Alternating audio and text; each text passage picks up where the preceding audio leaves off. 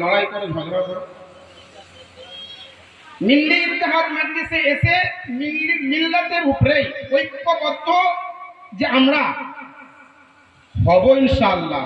আল্লাহ যেন আমাদের প্রত্যেককে ঐক্যবদ্ধ হওয়ার তৌফিক দান করেন, সকলেই বলি আমিন।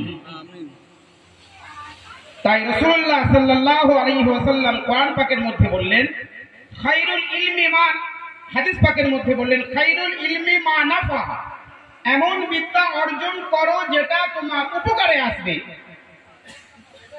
আর এমন বিদ্যা অর্জন করো যেটা দ্বারা তুমি উপকৃত হতে পারবে।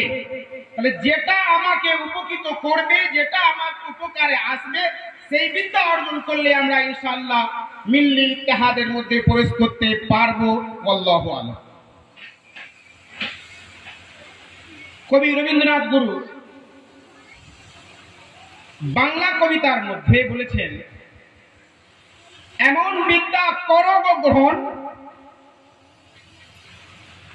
এমন বিদ্যা করো গো গ্রহণ, হাসিবে মরণ কাঁদিবে ভুবন।